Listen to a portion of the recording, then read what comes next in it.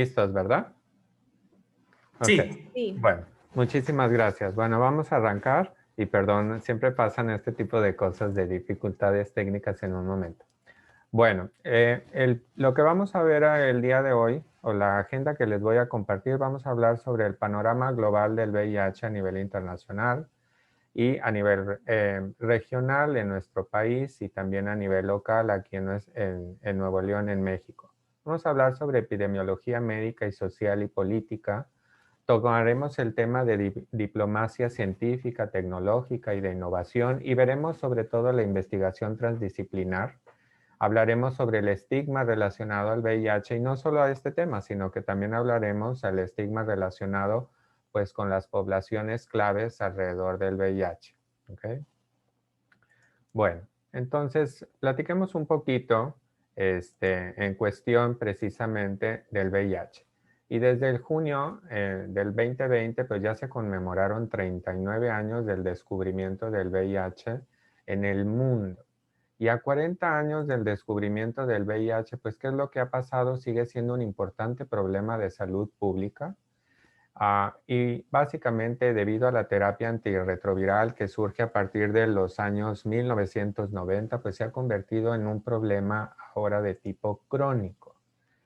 ¿Cuántas personas en el mundo viven con VIH? Pues se estima o se calcula que alrededor prácticamente ya de 38 millones de personas viven con VIH y el 21% de las personas que viven con VIH aún no saben que lo tienen.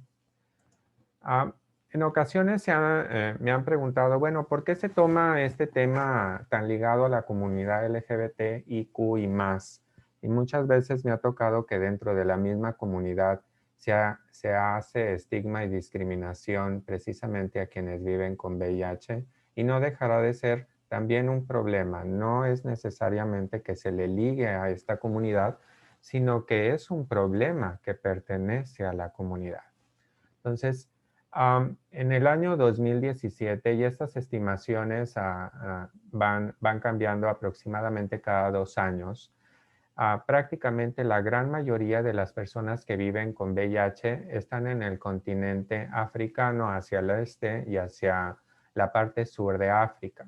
Sin embargo, en nuestro continente, en Latinoamérica, alrededor un poquito más de 1.8 millones de personas. Ahorita vamos a ver cuántas personas hay. El acceso al tratamiento antirretroviral es realmente un problema. Quienes estudian medicina, ya llevaron farmacología, saben que cuando la persona toma su tratamiento, entonces prácticamente la enfermedad se traduce o se cambia a una enfermedad crónico-degenerativa. Es decir, es igual como si se tuviera diabetes, colesterol, alta presión, etc. Es la única infección que con el tratamiento se le considera crónico-degenerativa. ¿Cuántas personas tienen acceso a la terapia antirretroviral en el mundo? Pues ese es otro problema. Hasta el 2017, 36.9 millones prácticamente eran las que tenían de las personas que vivían con VIH y estas, ¿verdad? Pues no tenían acceso al tratamiento antirretroviral. Solo 21.7 millones, es decir, un poco menos de la mitad. Y eso pues es un problema muy, muy grande de salud pública. Entonces, veamos ahora en cuanto a la población. Vamos a ver los nuevos casos. ¿Dónde están detectándose estos nuevos casos? Pues, básicamente, por ejemplo, entre la edad, el 20% entre los 15 y los 24 años de edad. Este es un dato particular en cuestión de las mujeres y en cuestión de los hombres entre los 15 y 24 años de edad.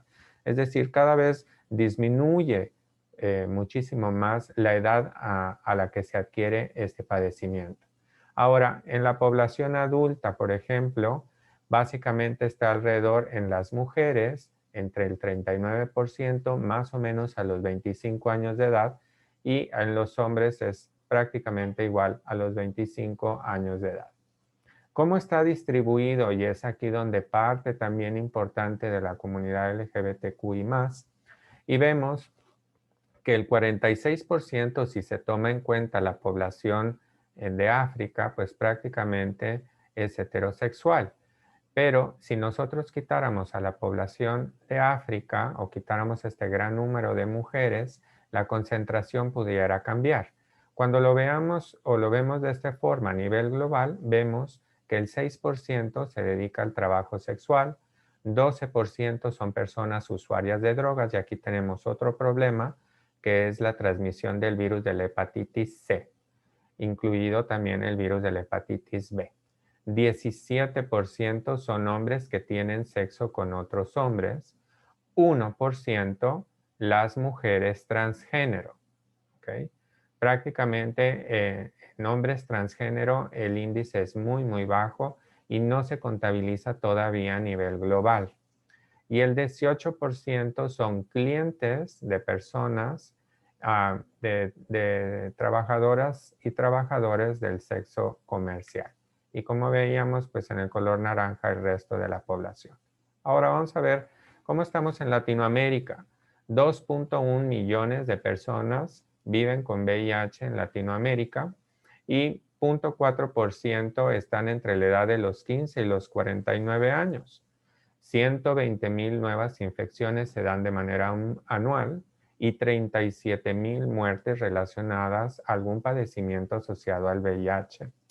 61% toman tratamiento antirretroviral, 46% son niños que están en tratamiento antirretroviral. ¿Cuáles son los objetivos de la Organización Mundial de la Salud? Pues prácticamente para el año 2020, que ya está por terminar, pero pues se nos atraviesa la pandemia del COVID, era que estuvieran 90% de la población detectada, 90% de ellos estuvieran bajo atención antirretroviral y 90 de los que están en tratamiento antirretroviral estuvieran indetectables. Que se limitara a 500,000 nuevas infecciones y que hubiese cero discriminación en los sistemas de salud, tanto públicos como privados.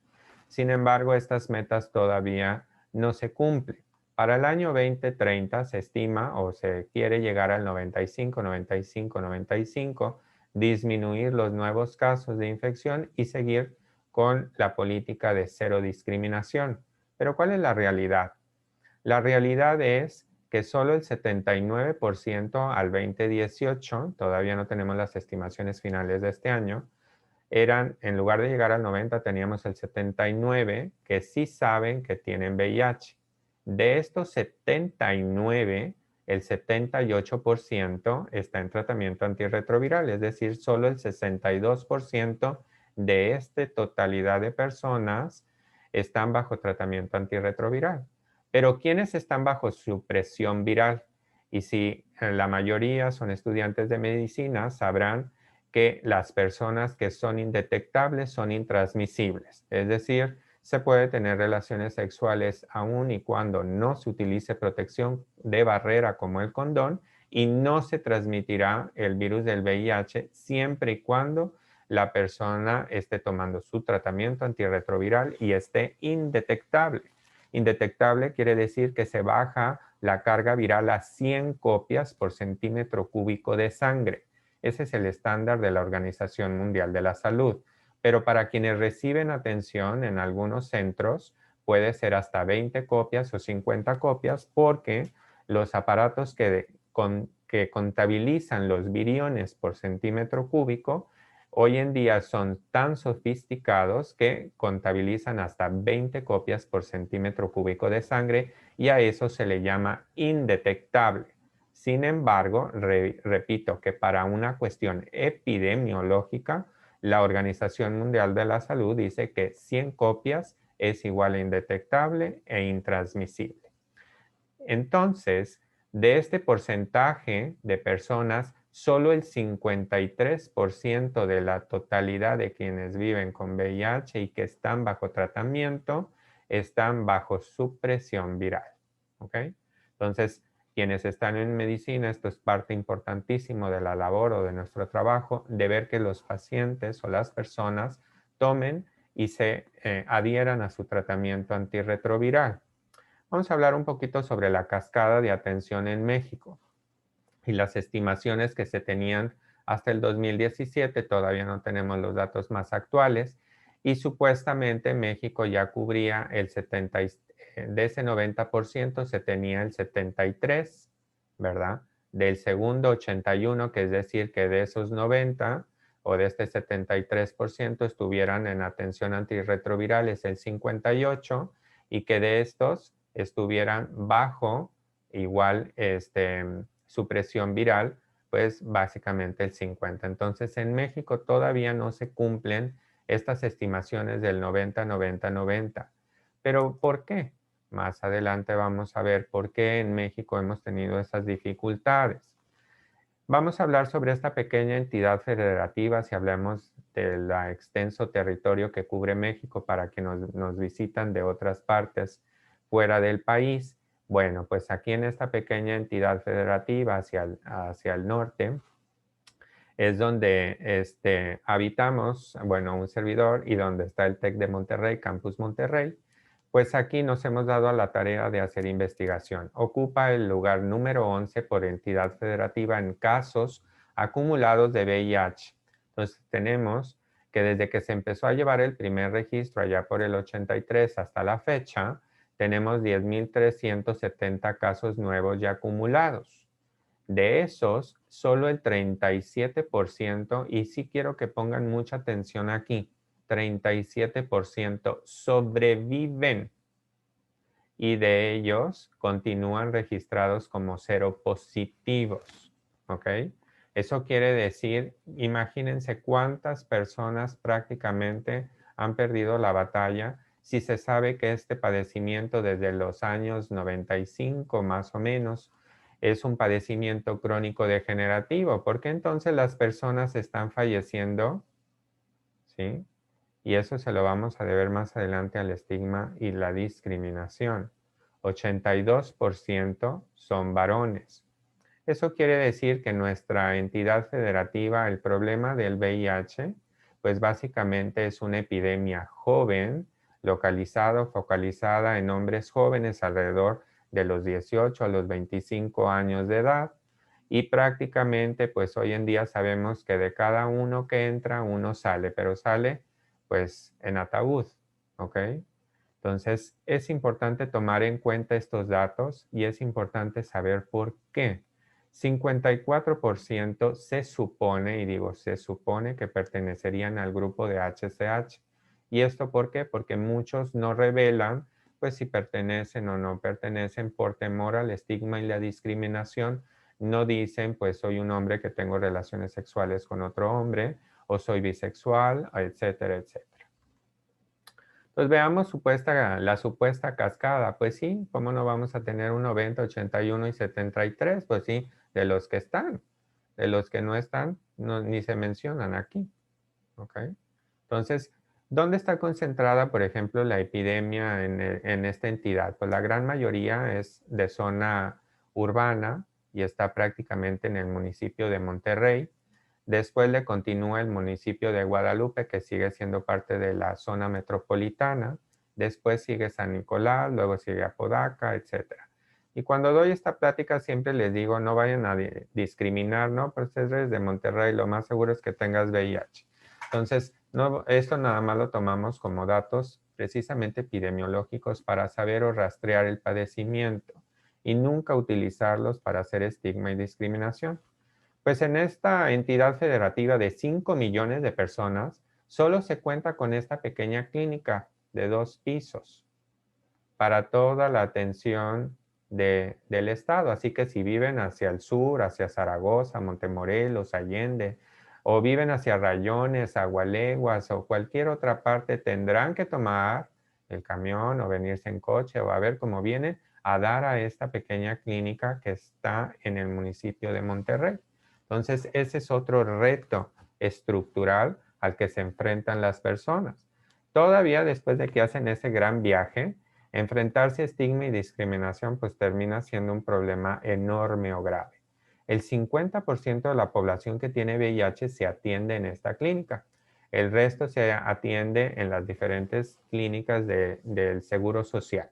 En nuestro país, para quienes no son de México, el servicio médico está dividido o fragmentado en la Secretaría de Salud, entre el IMSS, el ISSSTE, la sección 50 de maestros, Pemex, Sedena, etcétera. Entonces está totalmente fraccionado lo que es el sistema de salud, que eso también hace muy, muy complicado llevar el seguimiento epidemiológico. Y no lo menciono solo en el caso del VIH, lo podemos ver en el caso epidemiológico del COVID. Llevar el seguimiento ha sido todo un reto para nuestro país, precisamente por la fragmentación del sistema de salud. Bueno, pues aproximadamente 3.831 personas reciben atención en esta pequeñita clínica y hay 4 núcleos médicos. Y pues para un servidor que es odontólogo, y si hay odontólogos entre los asistentes, increíble, solo hay uno. Solo hay un odontólogo para ver a 3.831 personas. Yo no sé cuándo las ve, yo no las podría ver nunca. Y solo también hay una persona de nutrición para ver a todas estas personas. Entonces, ¿creen que las puede ver? No, ni tiempo. Yo creo que ni ven a nadie. ¿Ok?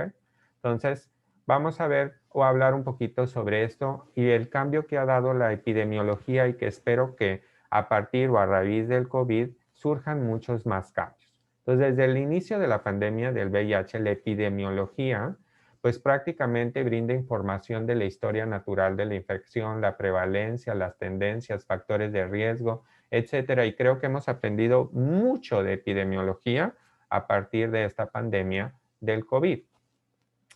Pero en el VIH, ¿qué tiene que ver con esto de salud pública? Pues la evaluación de los medicamentos antirretrovirales, el desarrollo prácticamente de las intervenciones de salud pública. Y el VIH vino a abrir todo un enorme paradigma y se ha utilizado todo lo que se ha aprendido a partir de los 80s en el VIH hoy en día con el COVID. ¿Por qué?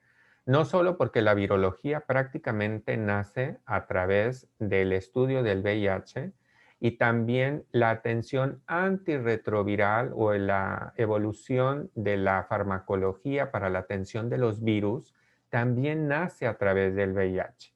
Entonces, es ahí donde ha nacido el estudio de los virus emergentes y reemergentes.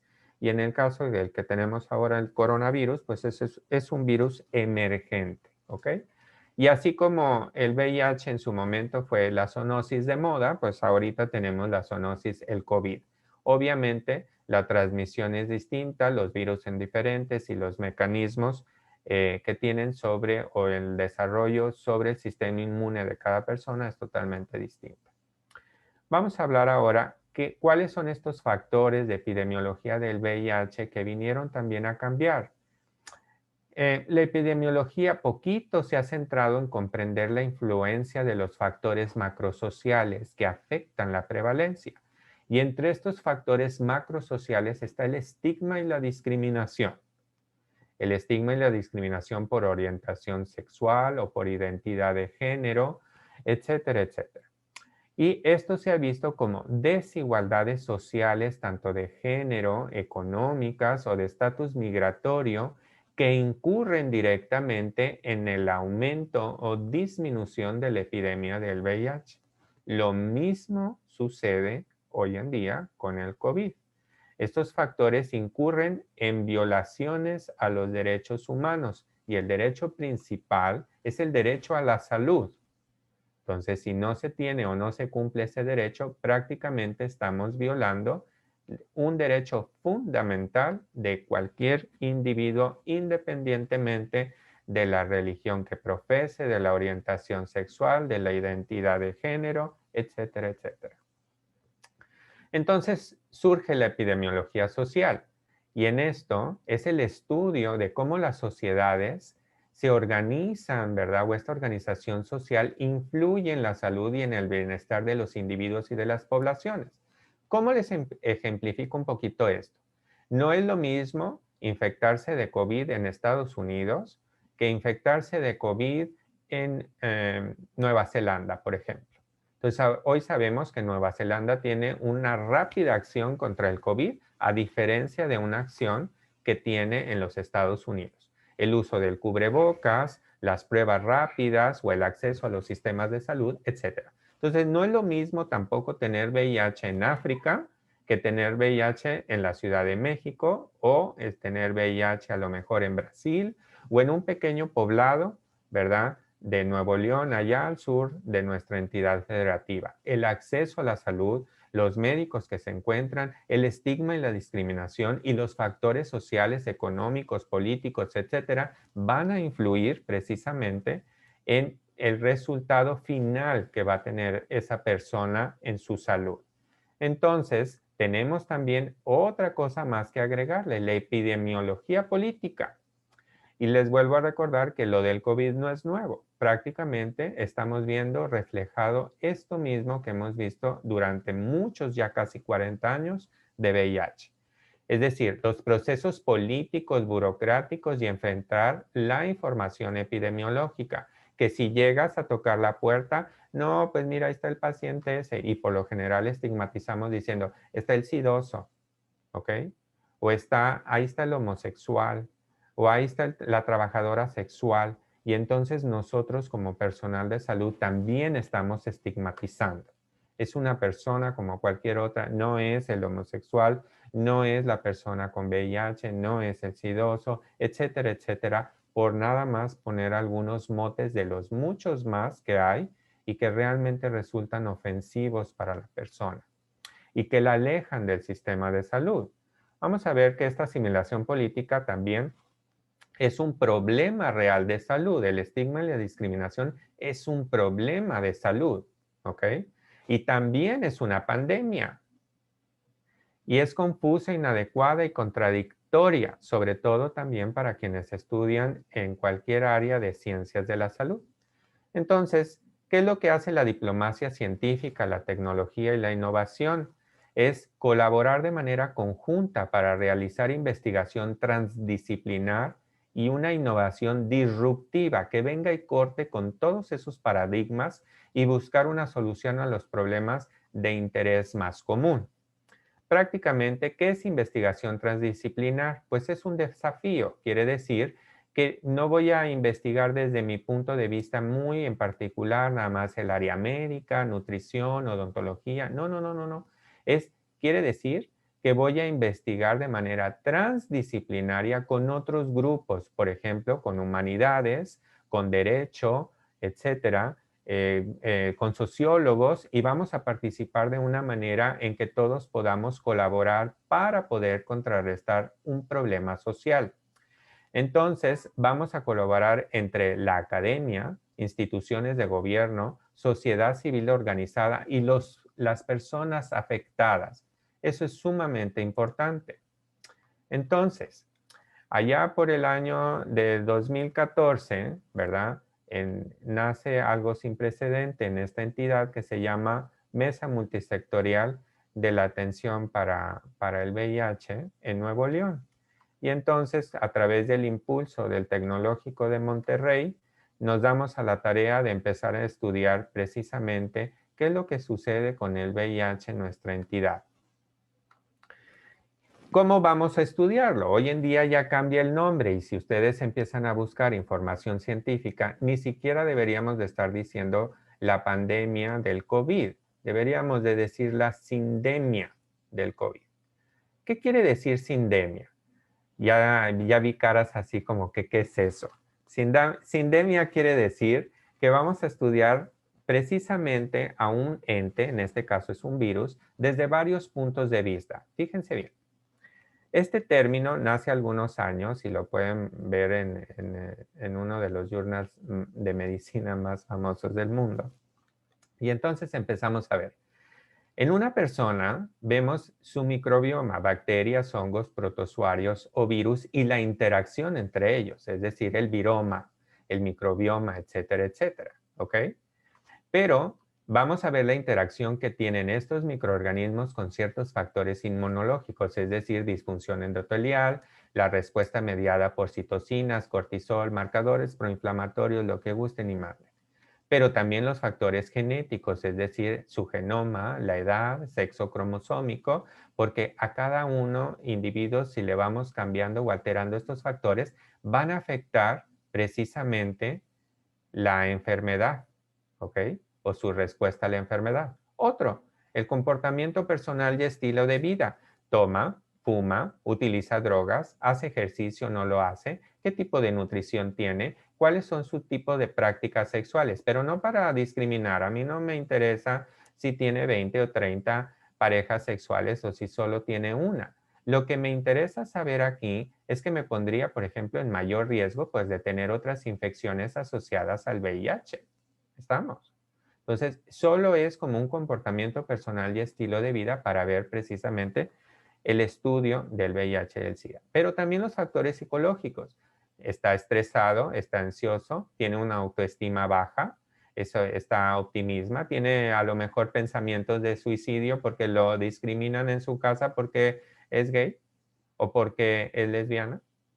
Entonces, ¿va a responder igual al tratamiento? Pues no, ¿ok? A lo mejor yo me veo al espejo y me siento que tengo obesidad y soy anoréxico y tengo bulimia, ¿voy a responder igual al tratamiento? No. ¿Habrá cambios en mi microbioma? ¿Me alterarán el estado del VIH? Sí. Entonces, todo esto sigue siendo cuestiones que hay que tomar en cuenta, ¿ok? Pero también los factores sociales, mi poder adquisitivo, la política pública. Pues aquí te dicen, no, no uses el cubreboca, no es obligatorio. En cambio, en otros países te dicen, utilízalo. Hasta hace muy poquito ya nos dicen, úsalo, úsalo, hay que usar el cubrebocas. Entonces, las políticas públicas, lo que nos dicen los políticos también, ¿verdad? Por ejemplo, las cuestiones culturales. No, hazte una barrida con huevo y pirul, que se acostumbra para los que no son de México, pues bueno, la brujería, o pone el santo de cabeza, o etcétera, etcétera, ¿verdad? O date una vuelta a la manzana, tómate un trago de agua y luego te comes un huevo crudo y entonces te vas a curar y te vas a aliviar. Entonces, todas esas creencias culturales van a afectar precisamente la manera en la que yo veo un padecimiento, el acceso tecnológico que yo pueda tener y sobre todo el grado de educación. Una persona que a lo mejor fue nada más o cursó los 2, 3 primeros años de primaria no te va a entender exactamente las indicaciones que tú le des si la persona tiene un grado de maestría o doctorado.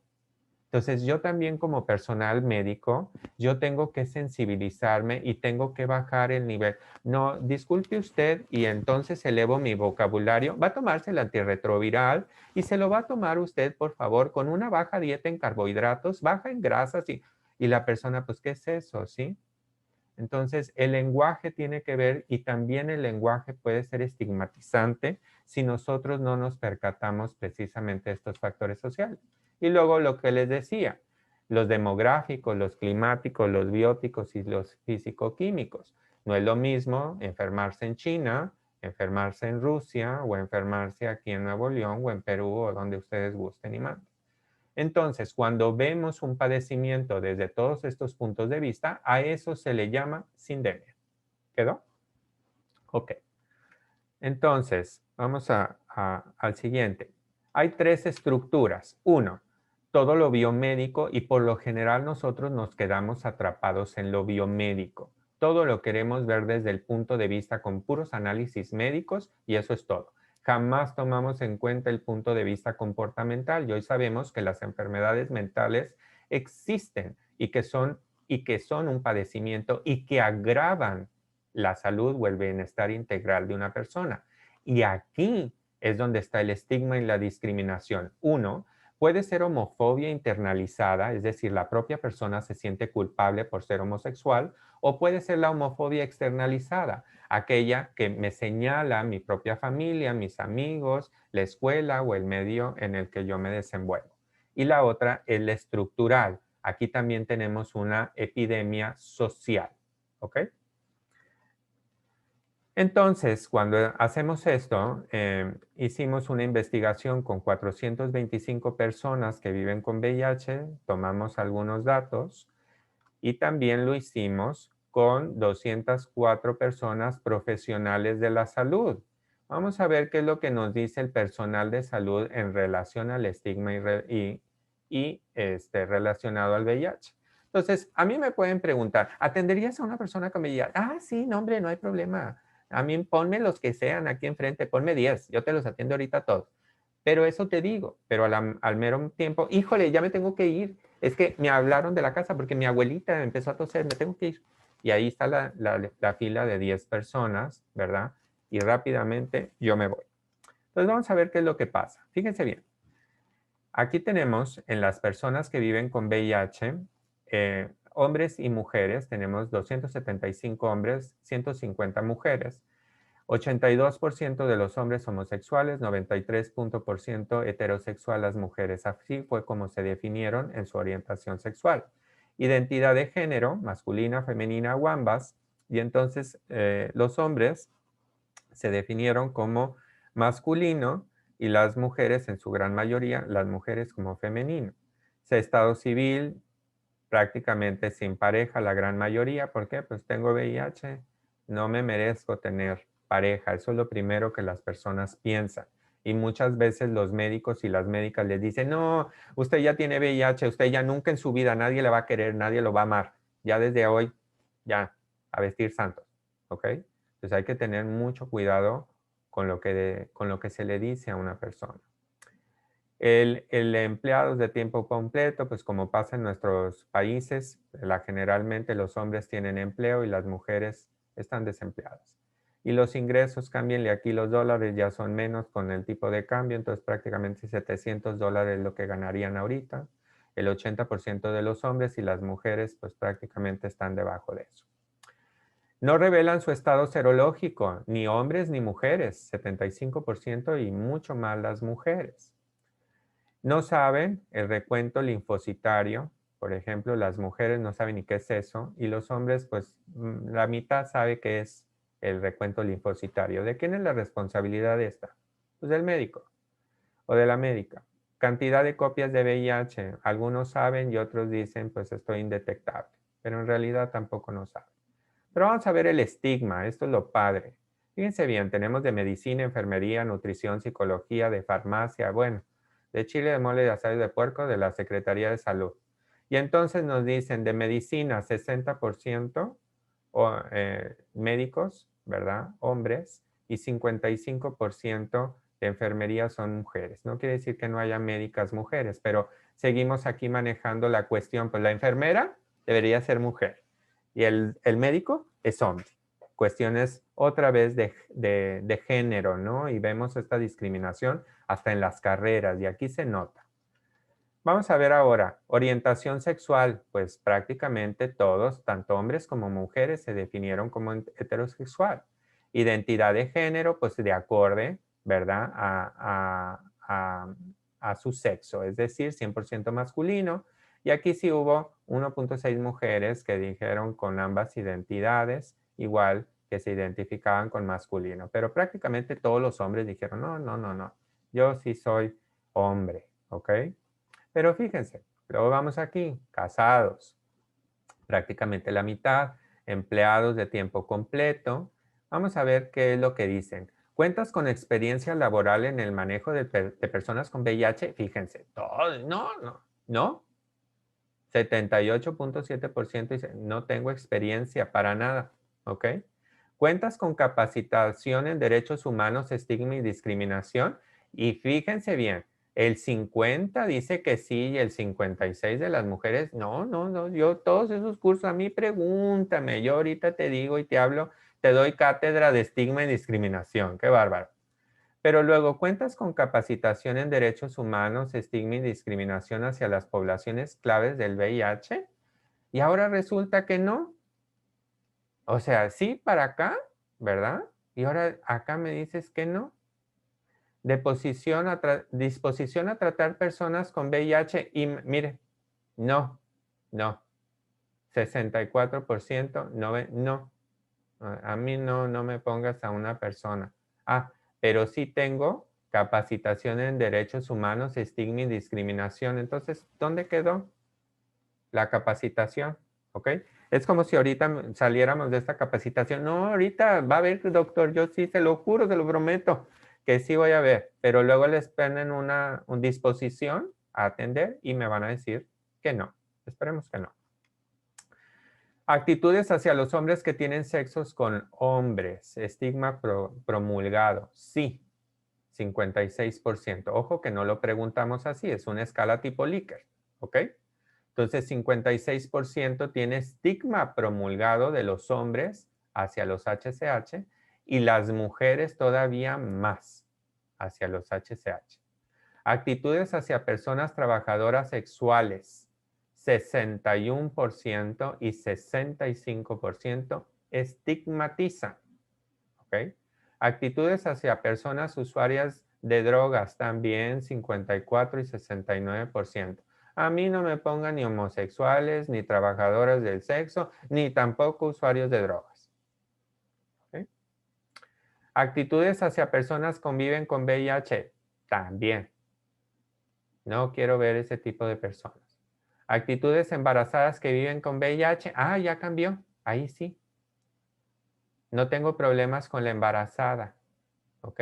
Porque ¿saben qué es lo que la mayoría piensa? Pobrecita, le ha de haber pasado el VIH al marido homosexual, el marido bisexual, ese fue el culpable, pobrecita, ella no tenía la culpa. Y entonces es como cambiamos nuestra actitud y entonces a la embarazada pues no tengo ningún problema. Percibidas por partes de colegas por atender personas con VIH. Te dicen que no, ¿verdad? Si yo atiendo a alguien con VIH, no, a mí nadie me discrimina. Pero luego te dice experiencias de estigma y discriminación de parte de colegas por tratar personas con VIH. Y te dice que no. Entonces, si no tienes tú ni percibes ni nada, ¿por qué no las atiendes o por qué no lo haces? Y entonces, este es otro estudio que hemos realizado sobre el estigma y la discriminación. Pueden ustedes igual buscarlo. Aquí está la identificación, su número 2, o lo pueden buscar en PubMed. Y podrán ver muchísimo más de qué es lo que está sucediendo. Por ejemplo, hacemos este otro en odontología, estigma y discriminación. Y si les digo que los médicos discriminan, ¿verdad? Ya mejor ni hablo de los odontólogos. No, como dicen, luego no quiero escupir al cielo porque me va a caer. Y entonces es precisamente todavía peor, ¿ok? El estigma y la discriminación que se tiene o que se les da a las personas si llegan siquiera a decir que tienen VIH. Y es que el problema no es para el odontólogo, el problema es para el paciente, porque limita su atención, ¿ok? Fíjense, les dije al principio, 40 años de que inició el VIH y todavía hoy, 40 años después, todavía seguimos teniendo estigma y discriminación. Entonces, desde una perspectiva de salud pública, el VIH y el SIDA, pues realmente dificultan las pruebas voluntarias para el diagnóstico y el tratamiento oportuno. Prefiero no saber que tengo VIH, porque todo este mundo de terror por el estigma y discriminación que voy a recibir de tipo social, de tipo familiar, en los centros de salud o en cualquier parte a donde yo vaya y revele el serodiagnóstico.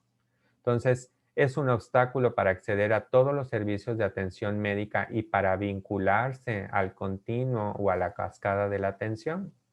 Entonces, vamos a ir concluyendo, cerrando, la importancia de la abogacía científica. ¿Qué es eso? Pues la ciencia puede ser una herramienta para desarrollar políticas, por ejemplo, de salud pública, que puedan tener un impacto poderoso en la conducta de la ciencia más allá de la asignación de fondos públicos. Entonces, ¿qué es abogacía científica? Pues lo que un servidor está haciendo en este momento con ustedes, concientizar a futuros médicos, médicas, odontólogos, odontólogas, de nutrición, nutriólogas, nutriólogos, etcétera, etcétera. Todas las áreas de ciencias de la salud. Entonces, hemos trabajado precisamente en esto, en la cartilla de los derechos humanos de las personas con VIH. Y por si alguien que vive en Nuevo León no la conoce, puede descargarla también de manera gratuita a través de la Comisión Estatal de los Derechos Humanos. Pero en todo México también tenemos una cartilla de los derechos humanos de las personas con VIH. Simple y sencillo que es la única entidad federativa que cuenta con su propia cartilla. ¿Ok? No difiere mucho de la nacional, pero está adecuada o adaptada a la sindemia de nuestro estado. ¿Ok? ¿Qué es lo que proponemos nosotros para hacer? Pues cambiar el modelo del continuo de la atención. ¿Cómo lo debemos de hacer? Primero, la prevención combinada, así como ahorita la prevención del COVID. Fíjense bien y cómo se los voy a hacer, que es muy similar. A mayor involucramiento de las personas afectadas, pues tendremos una mejor respuesta. Fíjense bien. Si el diagnóstico identificamos a las poblaciones clave y subpoblaciones del virus de manera más rápida, entonces ¿podremos controlar el virus? Sí. Si, por ejemplo, diagnosticamos en aquellas personas, vamos a ponerle el COVID, que son adultos mayores o que tienen enfermedades crónico-degenerativas o problemas respiratorios de una manera más asidua o más rápida y detectamos los casos teniendo pruebas, ¿verdad? Eso también es importante, hay que tener pruebas. Si no tenemos pruebas, pues nomás estamos adivinando. Como a veces, está demasiado delgado o delgada. Ya no pensamos, y es gay. No, ese de seguro ya tiene VIH. Ni por aquí me pasa que a lo mejor es bulimia o anorexia. Lo primero que pienso, no, ese ya tiene VIH. ¿Sí? Inmediatamente estigmatizamos y discriminamos. El alcance de las poblaciones clave, eso solo logramos con la ayuda de voluntariado o organizaciones de la sociedad civil. ¿Ok? Porque los médicos pues no van a andar, por ejemplo, en los antros y no van a andar ahí haciendo pruebas, etcétera, a horas que no les competen dentro del sistema de salud. Entonces necesitamos alcanzar a esas poblaciones clave con la ayuda de la sociedad civil organizada. Hacer intervenciones de prevención biomédica, comportamental y focalizada. No es lo mismo brindar, por ejemplo, consejería a las mujeres trans que a los hombres HCH o hombres gays o bisexuales. La atención es diferente. Necesitan su propio espacio. Las mujeres trans pertenecen a otra población totalmente diferente. Es una población clave que tiene su propia sindemia, así como la tienen los de trabajo sexual, así como la tienen también diferenciada las personas que utilizan drogas. ¿Estamos de acuerdo? Entonces, cuando nos enfocamos, eso quiere decir focalizado.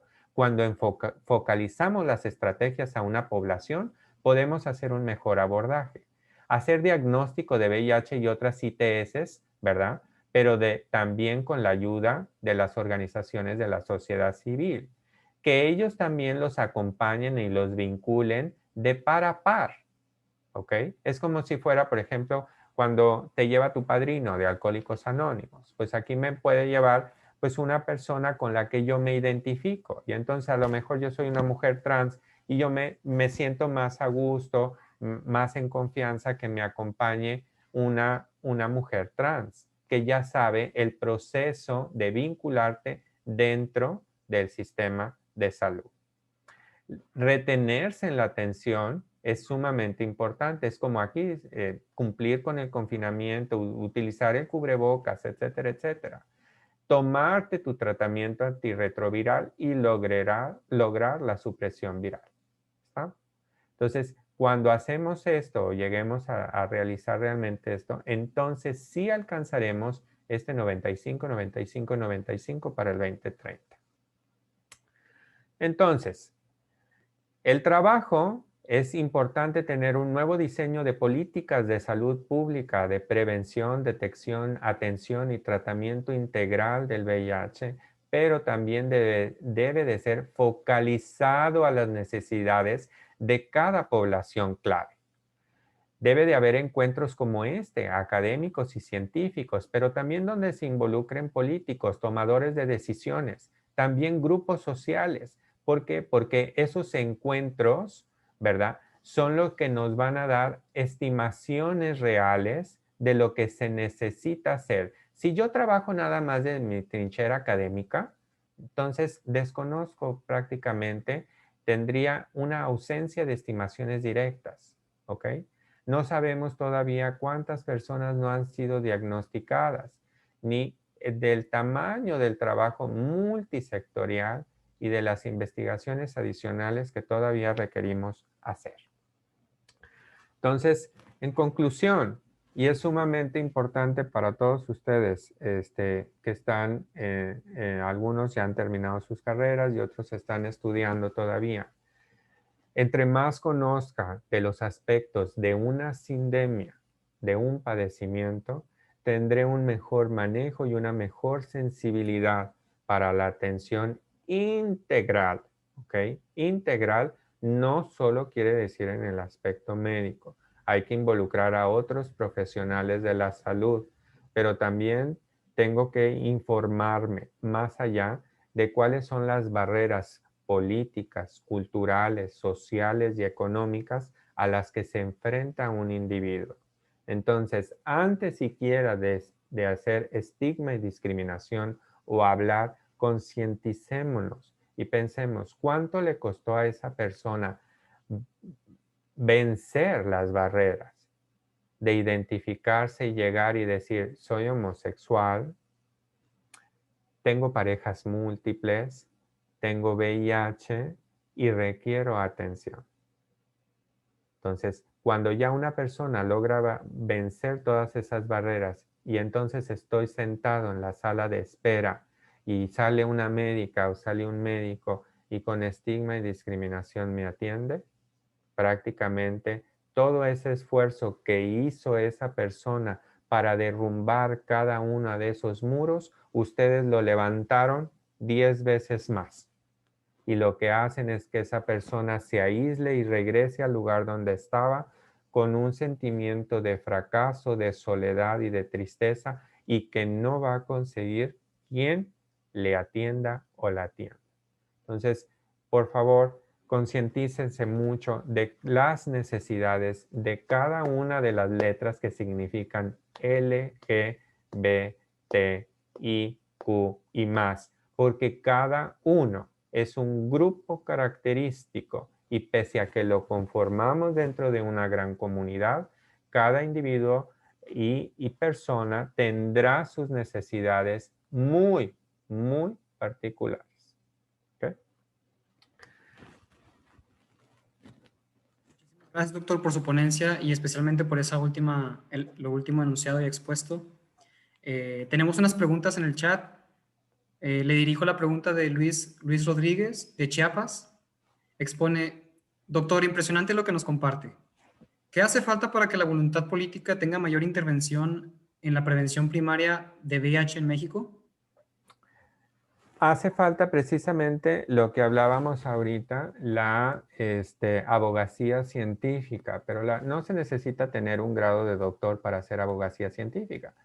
Lo que ustedes están haciendo es abogacía científica.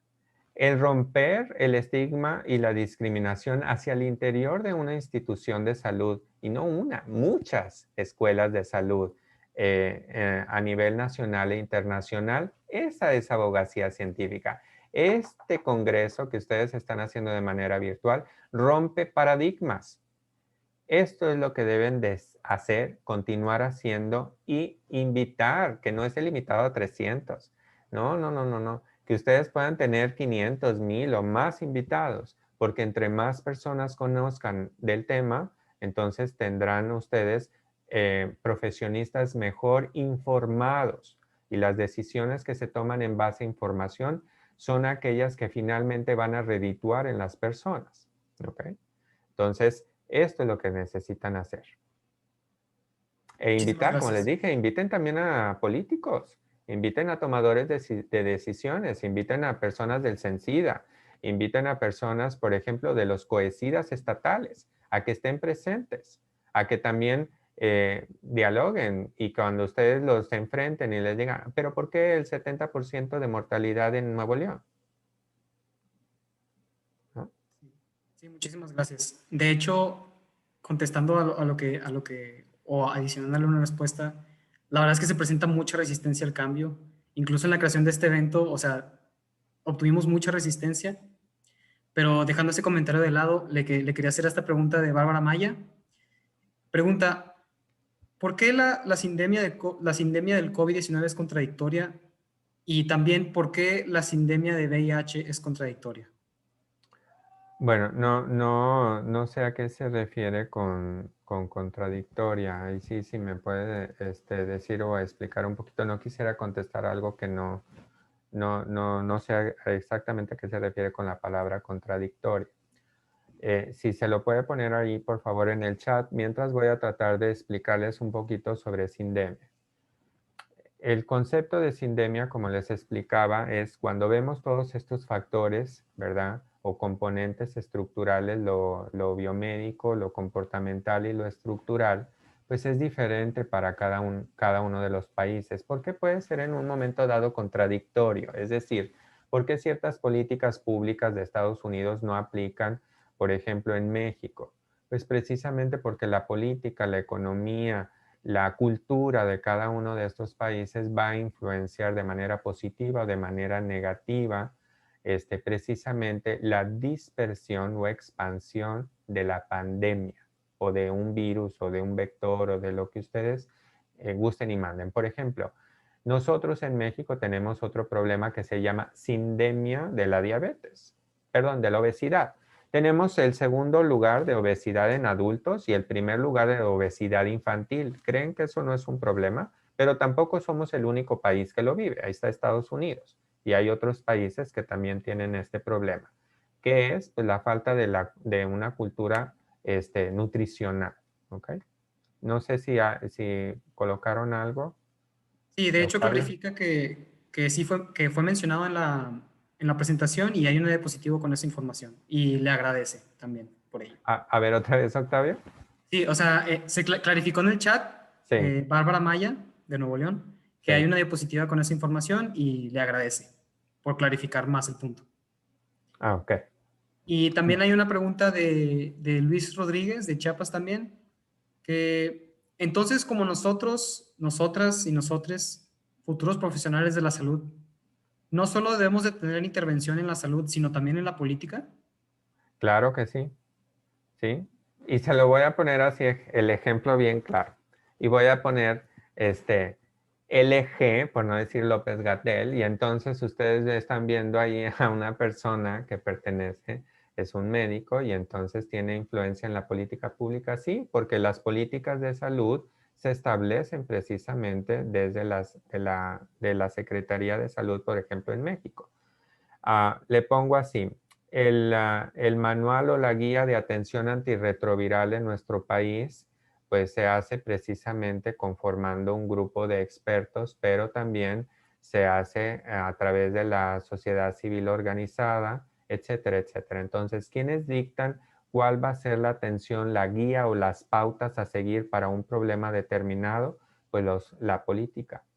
Y esa política es los acuerdos que se hacen entre los diferentes grupos sociales, la academia, el gobierno, en algunas ocasiones la empresa, la sociedad civil organizada y la población involucrada o la población afectada. Entonces, ¿siempre la medicina es un problema de política? Sí. Gracias. También tenemos una pregunta que dice, doctor, impresionante todo lo que nos dice. Yo tengo una pregunta.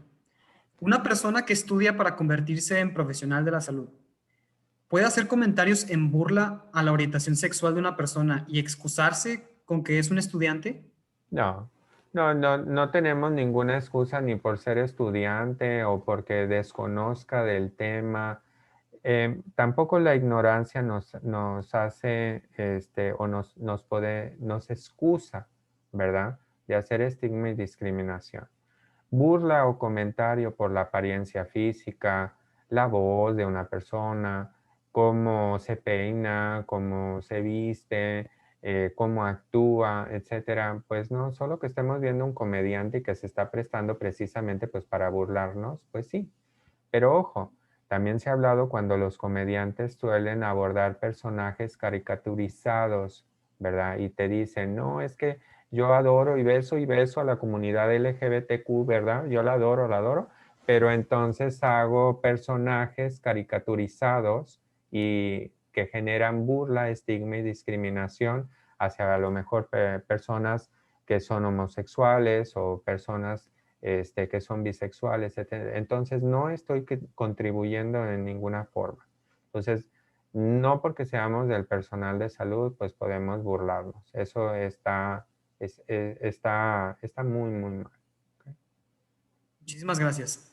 Y una pregunta de hecho, de Luis Rodríguez también, de Chiapas. Sí, Pregunta, si en las universidades no se nos enseña este tipo de atención sin estigma ni discriminación, ¿dónde se supone que debemos adquirir estas habilidades? Y si debemos solo depender de estos eventos extraacadémicos y de y del propio interés.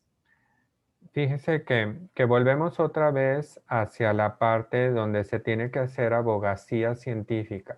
Entonces, si yo estoy viendo, voy a cambiarlo. Vamos a suponer que en mi plan de estudios, ¿verdad? Yo no tuviera la materia de microbiología, ¿sí? Pero ¿Sí? lo tienen en la universidad de enfrente y en la otra sí hay esa materia. Pues, ¿qué tengo que hacer yo? Pues reuniones de grupos de estudiantes para poder presionar a las autoridades universitarias para que nos incluyan en el plan de estudios, pues la materia de microbiología, porque es competente para formarme profesionalmente. Voy a ponerlo también de otra manera. Si yo voy a una compañía telefónica y yo solicito un plan y yo digo, quiero el plan y qué beneficios son los que el plan me otorga. Si no me cumplen los beneficios, porque me están brindando un servicio, ¿verdad? Si no me cumplen los beneficios, ¿qué tengo que hacer? ¿Aguantarme? ¿Se aguantan? Yo creo que aquí nadie se aguanta con un teléfono. Van y lo avientan ahí, van y hacen un escándalo y un jarabe tapatío ahí y lloran y patean porque quieren el celular que les prometieron o el plan que les prometieron. Ah, pero si en la escuela te dicen, no tengo, no, ¿verdad? Y yo creo que pagan más en la escuela que lo que pagan en un plan de esos, de prepago, de lo que quieran, de planes de telefonía celular, ¿verdad? ¿Qué es lo que pasa ahorita? Quiero internet y lloran y patelean porque la quiero de 100 megas o la quiero de 50 megas porque la de 20 no me permite tener video, ¿sí? Y si no le dan, ahí está en el teléfono, señorita, no me están dando los 100 megas, pero en la escuela no. Es lo mismo, es un servicio. Entonces, si ven ustedes que les falta un servicio y que deberían de tener ese servicio y que lo que pagan respalda ese servicio, pues pídalo, ¿verdad? Me encantó esa respuesta. Muchísimas gracias.